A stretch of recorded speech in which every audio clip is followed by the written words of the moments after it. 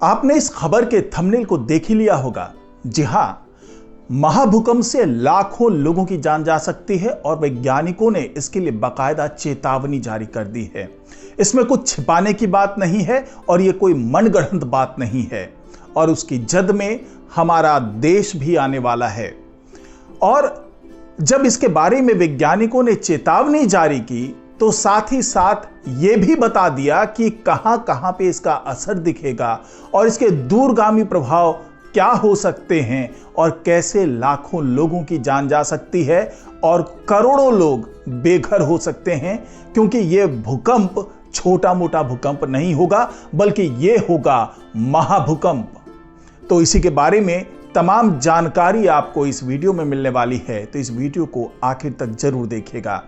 नमस्कार, मैं हूं डॉक्टर सुरजीत सिंह और आप देख रहे हैं महाना मिस्ट्री। अगर आपने अभी तक इस चैनल को सब्सक्राइब नहीं किया है तो सब्सक्राइब कर लीजिए और अगर आपको यह वीडियो अच्छा लगे तो इसको लाइक कीजिए, शेयर कीजिए और कमेंट जरूर कीजिए। तो ये जो चेतावनी जारी की है, ये चेतावनी जापान की सरकारी एजेंसी ने जारी की है और आप इसकी गंभीरता का अंदाजा लगा सकते हैं कि कोई सरकारी एजेंसी अगर इस तरह की चेतावनी जारी करती है तो उसका उद्देश्य क्या होता है। और इसको मनगढ़ंत बात नहीं कहा जा सकता, इनको हवा में फैलाई गई बातें नहीं कही जा सकती। जापान एक ऐसा देश है जो भूकंपों के खतरे के बारे में हमेशा सचेत रहता है।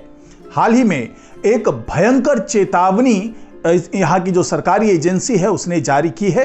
उसके मुताबिक एक मेगा क्वेक यानी महाभूकंप की आशंका की घोषणा कर दी है इस सरकारी एजेंसी ने, जो न केवल जापान बल्कि पूरे एशिया और महासागरों के किनारे स्थित देशों के लिए भी भारी तबाही का कारण बन सकता है, यानी कि इसकी चपेट में भारत भी आ सकता है। इस चेतावनी ने दुनिया भर के लोगों को चिंता में डाल दिया है और यह सवाल खड़ा किया है कि क्या हम इस विनाशकारी आपदा के लिए तैयार हैं। जापान के तट पर और विशेष रूप से प्रशांत महासागर के किनारे भूकंपीय गतिविधि अत्यधिक सक्रिय है। सरकारी एजेंसी द्वारा जारी रिपोर्ट में कहा गया है कि एक मेगा क्वेक यानी 9 तीव्रता का भूकंप आने की आशंका है, जो एक ही झटके में लाखों लोगों की जान ले सकता है। भूकंप के साथ साथ समुद्र में सुनामी का उठना और भारी तबाही मचा सकता है। इस आपदा का हिस्सा वो सुनामी के साथ साथ ये जो मेगा क्वेक की बात की जा रही है, वो दोनों ही मिलकर के ये आपदा तैयार करेंगे।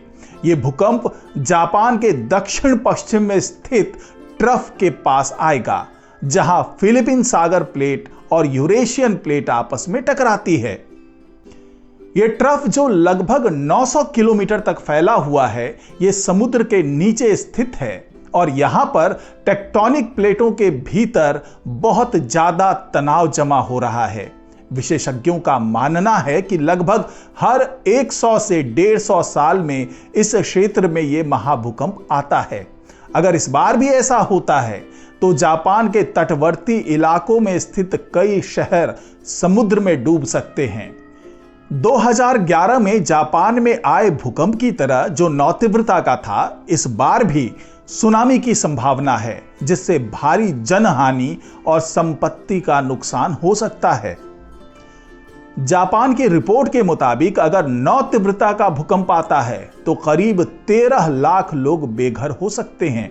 यह केवल जापान का आंकड़ा है और केवल भूकंप के बारे में यह बात कही जा रही है, जबकि यह आंकड़ा बहुत ज्यादा तब बढ़ जाएगा जब इस भूकंप का असर आसपास के देशों पे होगा या फिर सुनामी के कारण जो तमाम आपदाएं फैलेंगी उसका अगर हम आकलन करें तो ये आंकड़ा 13 लाख से बढ़कर करोड़ तक पहुंच सकता है। जापान की कुल जनसंख्या का लगभग 10% जो आबादी है वो इस भूकंप के कारण प्रभावित होगा।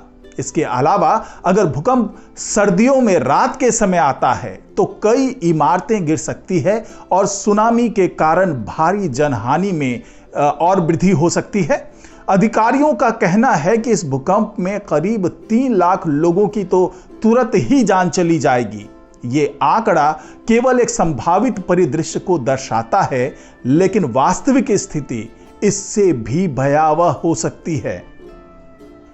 जापान, जो कि एक भूकंप संवेदनशील क्षेत्र है, वो पहले से ही अपनी आपदा प्रबंधन योजनाओं में सुधार कर रहा है। जापान सरकार और स्थानीय प्रशासन ने महाभूकंप के खतरे को ध्यान में रखते हुए पहले ही अपने आपातकालीन प्रबंधन उपायों को तेज कर दिया है।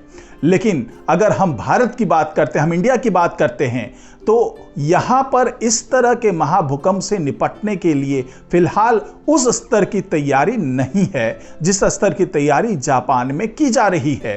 तो इसके कारण यहां पर जो होने वाले परिणाम है वो और ज्यादा भयावह हो सकते हैं। जापान के नागरिकों को भूकंप और सुनामी के प्रति जागरूक किया जा रहा है ताकि वे इस आपदा से निपटने के लिए तैयार रहें।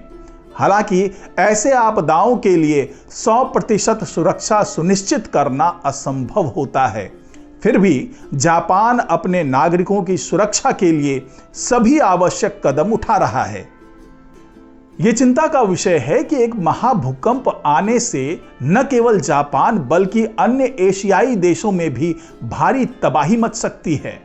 भूकंप के बाद बनने वाले सुनामी विशेष रूप से उन देशों को प्रभावित करेगी जो जापान के पास स्थित है, या फिर उन शहरों को प्रभावित करेगी जो महासागरों के किनारे स्थित हैं, चाहे वो भारत के ही कुछ शहर क्यों ना हो।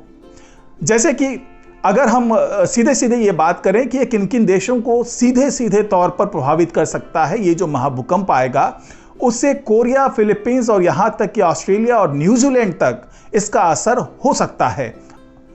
इस भूकंप से पूरी दुनिया की महासागरीय प्रणाली पर असर पड़ेगा और समुद्रों में उथल पुथल मच सकती है।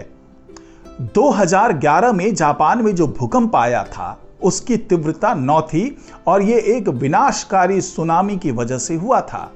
इस भूकंप ने न केवल जापान के उत्तर पूर्व क्षेत्र को ही प्रभावित किया बल्कि वैश्विक स्तर पर भी इसके असर को महसूस किया गया था।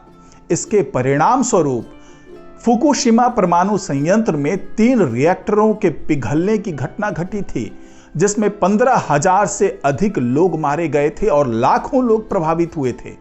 यह हादसा एक त्रासदी की तरह याद किया जाता है और आज भी इसके परिणामों का सामना जापान कर रहा है।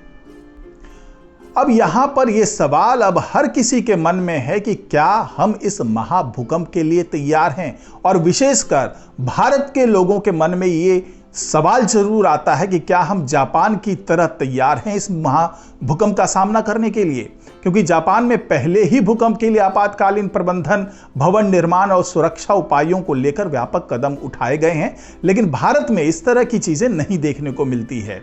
लेकिन एक इतना बड़ा प्राकृतिक संकट किसी भी देश के लिए चुनौतीपूर्ण हो सकता है तमाम तैयारियों के बावजूद।